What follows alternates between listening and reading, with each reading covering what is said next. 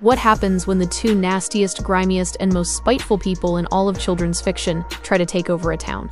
You get Netflix's wild, often grotesque, and surprisingly relevant animated movie, The Twits. Based on Roald Dahl's book, this 2025 adaptation isn't the simple prank war story you remember. It's an expanded saga that turns the Twits from domestic bullies into city-wide villains. The film focuses on the epic struggle between cruelty and empathy, featuring an outrageous theme park, new heroes, and a political storyline that feels surprisingly current. Today, we're diving into the full explanation of The Twits, 2025. We'll look at the new political plot, the role of the Muggle-Wumps, and how those despicable Twits finally get what's coming to them. The film places our villains, Mr. and Mrs. Twit, in the fictional town of Triperot.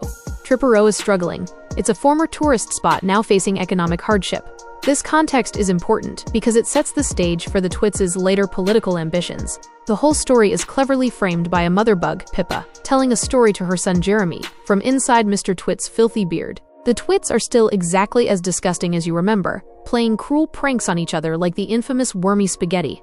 However, the source of their malice is now centralized. Twitlandia, their bizarre junkyard amusement park. The park is a monument to their hideous taste, and it's powered by pure misery. The Twits run Twitlandia, using enslaved, magical monkeys called the Muggle-Wumps. The Twits force the monkeys to stand on their heads constantly, so that their tears, fueled by the anxiety of their patriarch, Marty Muggle-Wump, can be extracted to power the park. This horrific setup introduces our new heroes, Beesha and Bubsy, two orphans from the local children's home.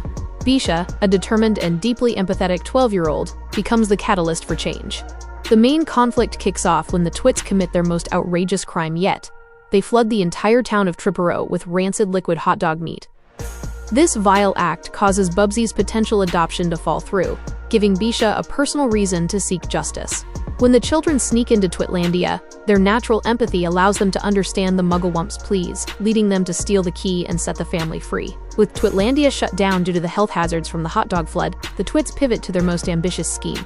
They run for mayor of Triperot. They promise to make Triperot great again, using big, dishonest promises to appeal to the town's struggling citizens who are desperate for a quick fix. This is where the film introduces its surprisingly sharp political satire, showing how easily people can be manipulated by outwardly awful but charismatic figures. The final confrontation is a massive caper that takes place during the mayoral election. The heroes, Beesha, Bubsy, the Muggle-Wumps, and their ally, the reverse-talking sweet-toed Toad, set a clever trap. They use a voice-changing device to trick the Twits into thinking they've won the election, which causes the Twits to expose all their evil deeds and confess to the hot dog meat plot right in front of the entire town.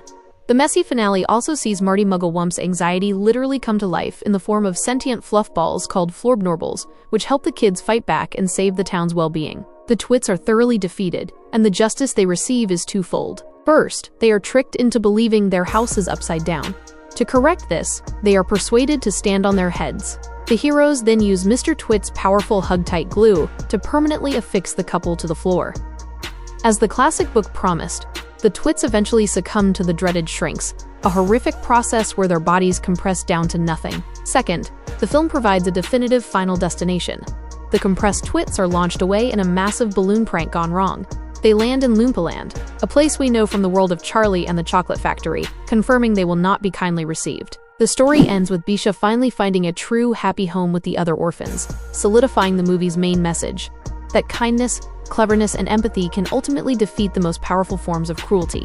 So what did you think of Netflix's updated, politically charged, and outrageously gross take on the Twits? Were the Florbnorbles a step too far, or did they add to the fun? Let me know your thoughts in the comments.